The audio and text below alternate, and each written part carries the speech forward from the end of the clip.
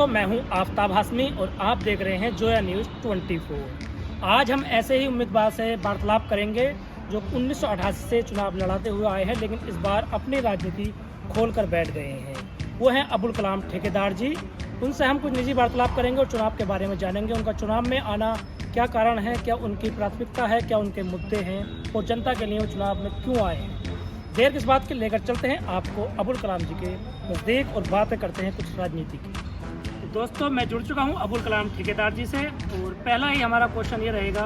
अबुल कलाम जी, 1988 में नगर पंचायत का गठन हुआ और देखा जा रहा है कि आप जब से ही, चाहे वो विधानसभा चुनाव हो या लोकसभा चुनाव हो या नगर पंचायत का चुनाव हो, आप उम्मीदवारों को चुनाव लड़ाते हुए आए हैं और इस बार आप खुद जो है कि राजनीति में अपना जो है पोल खोल चुके हैं, यानी आप राजनीति में आ चुके हैं। इसका मुख्य कारण क्या है कि आप लोगों को चुनाव लड़ा रहे थे और इस बार आप खुद चुनाव में आ रहे हैं? देखिए, 1988 में पहली बार चुनाव हुआ नगर पंचायत का और चेयरमैन अबरार साहब चेयरमैन चुने गए हैं जी।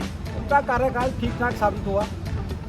उनके कार्यकाल में आप ये कह सकते हैं भ्रष्टाचार नहीं के बराबर, और वो बगैर पढ़े चेयरमैन होने के बावजूद भी अच्छे खासे चेयरमैन साबित हुए। उसके बाद दूसरे चुनाव में जाही साहब चुनाव लड़े, वो हमारे साथी रहे हैं, हमने उन्हें भी सहयोग किया। लेकिन एक पढ़े लिखे होने उस टाइम भ्रष्टाचार की शुरुआत हो गई और फर्जी बिलिंग ये वो इस तरह की चीज़ें शुरू हो गई। बहरहाल उनके 5 साल का कार्यकाल संतोषजनक मेरे हिसाब से नहीं रहा और उनसे जो है हमारी दूरी इसी कारण बढ़ गई। उन्होंने लोगों के कामों पर ध्यान नहीं दिया। लोगों से बचने की उनकी आदत है, नेचर है। लोगों के काम से और लोगों से वो जब चेयरमैन चुन लिए जाते हैं तो कतराते हैं। तो इसी कारण से हमारी उनसे दूरियां बढ़ गई। दूसरा टर्म उनका फिर अब शुरू हुआ 17 से 22 तक। इस बार लोगों ने उन्हें फिर चेयरमैन चुना। इसमें वो बिल्कुल टोटली फेल चेयरमैन साबित हुए। किसी का कोई काम कर पाए। नगर पंचायत में विकास के कोई काम नहीं हुए। भ्रष्टाचार बिल्कुल चरम सीमा पर पहुंच चुका है। मैं मिसाल के तौर पे एक साप्ताहिक बाजार के ठेके के बारे में कह सकता हूं कि पिछले 13-14 साल में कम से कम 7-8 करोड़ रुपए का नुकसान यहाँ के चेयरमैन नगर पंचायत में पहुँचा चुके हैं साप्ताहिक बाजार के ठेके को लेकर।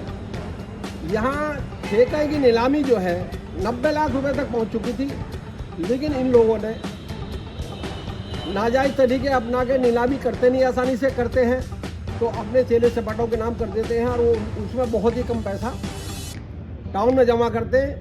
पिछले 13-14 साल से 15 लाख से लेकर 30 लाख रुपए तक ठेके की नीलामी या वैसे ही जो है निजी जो है ये लोग उगाही कर लेते हैं और 15 से 30 लाख रुपए तक बाजार के जमा कर रहे हैं। जबकि अगर ये पारदर्शी तरीके से ठेके की नीलामी करें तो इस टाइम ठेका जो है 80-90 लाख या 1 करोड़ तक बिकेगा। इस तरह से पिछले 13-14 साल में कम से कम 10 करोड़ रुपए का नुकसान नगर पंचायत को पहुंचा चुके हैं। आप एक ईमानदारी चेहरा हैं और काफ़ी समय से जनता के बीच हैं। मेज़बान होटल आपका गरीबों के लिए बनाया गया है और आप एक हॉस्पिटल भी चला रहे हैं। जनता की सेवा करते काफ़ी समय से आप नज़र आए हैं, लेकिन चुनाव में आना आपका क्या निर्णय है? देखिए, मैं 1980 से 1978 में मैंने ग्रेजुएशन किया, MA पॉलिटिकल साइंस से किया और उसके बाद B.Ed किया। 1980 से पहला चुनाव मैंने हरगोविंद सिंह को लड़ाया और 1980 के चुनाव में मैं उनका चीफ इलेक्शन एजेंट था। मेरे ऊपर उन्हें बहुत भरोसा था और इतने बहुत जब तक वो राजनीति में रहे, बाद में सांसद भी बने, बहुत निकट रहे, हर चीज़ पे सलाह मशवरा रहता था। उसी टाइम से राजनीति में एक जो है दिलचस्पी पैदा हुई और एक आदत सी बन गई। लेकिन राजनीति से मैंने कोई निजी फायदा कभी उठाने की ना नीयत रही ना है। सियासत में रहे, हरगोविंद सिंह को चुनाव लड़ाया, रिजवान खान को दो बार चुनाव लड़ाया, राशिद अलविदी को चुनाव लड़ाया, नौशाद इंजीनियर को चुनाव लड़ाया और विभिन्न चुनाव हुए हैं विधानसभा के। नगर पंचायत के चुनावों में भी पूरे ताकत के साथ हिस्सा लिया, लेकिन किसी से कभी एक नए पैसे का फ़ायदा उठाने की नीयत नहीं रही। यहाँ तक कि मैंने 20 साल ठेकेदारी की, कभी किसी की निधि का 1 रुपया इस्तेमाल नहीं किया, ना किसी नेता के पास मदद के लिए कभी गया। माना जा रहा है कि आप हाथी के चुनाव के प्रबल उम्मीदवार माने जा रहे हैं, लेकिन दूसरी तरफ देखें तो यामीन चेयरमैन साहब भी हाथी की सवारी करना चाहते हैं। क्या आप हाथी के प्रबल दावेदार हैं? क्या आप हाथी से टिकट से चुनाव लड़ेंगे या आप निर्दलीय ही चेहरे पर अपने चेहरे पर चुनाव लड़ेंगे? देखिए, स्थानीय निकाय के चुनाव में राजनीतिक दल कोई ज़्यादा अहमियत नहीं रखते। ये चुनाव जो है शख्सियत या व्यक्तित्व के आधार पर होते हैं। मैं नहीं मानता वोट को कि बसपा का चुनाव हो या सपा का हो और बहुत ज़्यादा वोट जो है उससे जुड़े हुए हो, ऐसा नहीं है। शख्सियत व्यक्तिगत के आधार पर चुनाव होते हैं। हमारा बसपा से संबंध रहा है तो टिकट मांगने का हमें हक है, लेकिन इसमें जो है कोई निर्णायक रोल पार्टी का नहीं रहता। पिछली बार मुदाजिर हसन एडवोकेट को बसपा का टिकट मिला और जाटा कॉलोनी में 122 वोट मिले उन्हें। क्या रोल है पार्टी का इसमें? और हाँ, मैं मानता हूँ शख्सियत के आधार पर चुनाव है। पिछली बार चेयरमैन जाहिर चुनाव में निगेटिव वोट, दूसरे चेयरमैन से नाराजगी का निगेटिव वोट उन्हें मिला और निगेटिव वोट मिलने के नाते वो चुनाव जीत गए। आप जनता के बीच प्रचार करते हुए नजर आए हैं, काफ़ी सारी रैलियां भी हम आपकी देख चुके हैं, जो आपने रोड शो भी किया है। आप जनता के बीच किस मुद्दे पर वोट मांग रहे हैं? क्या उनके लिए आप करने के वादे कर रहे हैं? देखिए, समाज सेवा हमारी आदत या फितरत है। मैं 20 साल की उम्र से जिन लोगों से वास्तेदारी, संबंध, ताल्लुकात, दोस्ती, रिश्तेदारी या खानदानी रिश्ते नाते हैं, उनके लिए हर वक्त काम के लिए तैयार रहता हूँ। जिससे मेरा वास्ता वो दिल से है। मैं फर्जी वास्तेदारी या फर्जी संबंध किसी से नहीं रखता। मेरी एक आदत है सच को सच और झूठ को झूठ कहना है। इसके लिए अगर किसी से कोई नाराज़गी बुराई भी हो जाए तो उसकी मुझे कभी परवाह नहीं रहती। मैंने हमेशा सच का साथ दिया है, हमेशा ईमानदारी का साथ दिया है और आगे भी ऐसा ही होगा। चुनाव लड़ने का इरादा मेरा है कि इत्तफाकन बना। दरअसल इन लोगों ने नगर पंचायत में गंदगी ज़्यादा फैला दी। टाउन एरिया के साप्ताहिक बाजार का मैं जिक्र आपसे कर चुका। दूसरे यहाँ के ठेकों को लेकर है, निर्माण के ठेकेदारी को लेकर है, उसमें भाई भतीजा वार फैला दिया।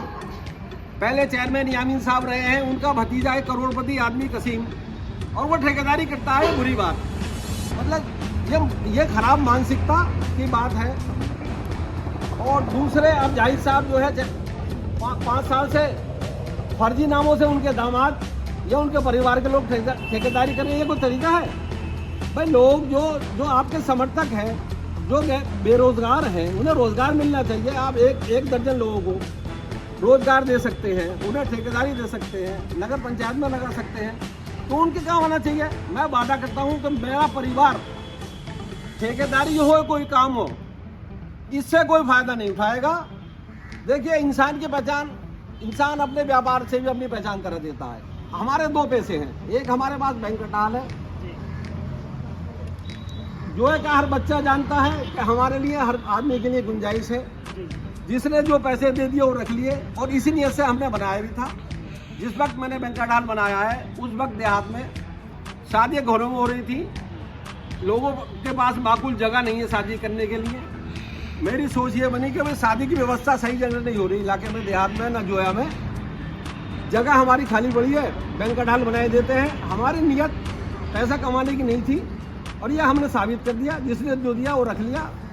हमें इससे कोई खास आमदनी नहीं है और आगे के लिए भी हमारी जब तक शादियाँ चलेंगी ऐसे ही चलती रहेंगी। दूसरा, हमारा पैसा बेटा एक डॉक्टर है, वो जिला अस्पताल में नौकरी करता था और यहाँ जो है हमारी क्लिनिक शुरू की उसने, और घर पे ही इमरजेंसी मरीज देखे। मैं दावे के साथ कह सकता हूँ कि हजारों मरीज उसने इमरजेंसी में घर पे देखे हुए, किसी से कभी एक पैसा नहीं लिया।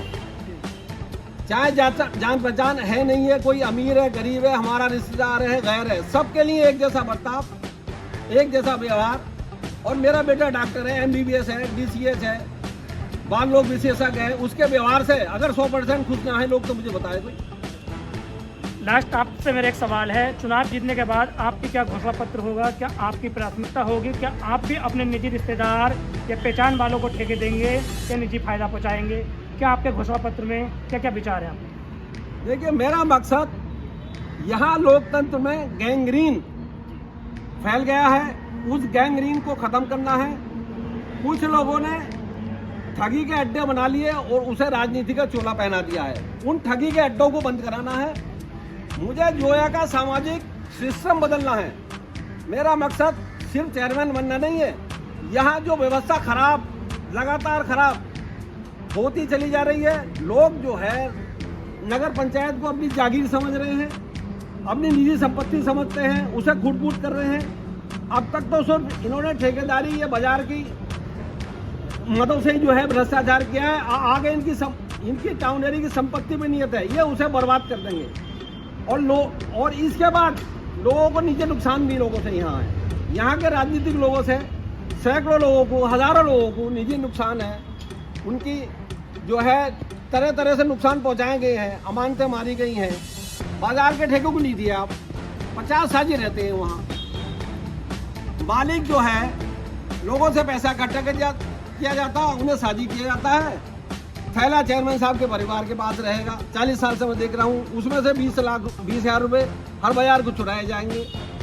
अरे वो आपके पार्टनर हैं, आपके वर्कर हैं, आप उनकी चोरी कर रहे हैं। और फिर उनके पैसे, सैकड़ों लोग ऐसे हैं जिनके पैसे बाजार के भी दबा लिए गए, बेईमानी कर ली गई।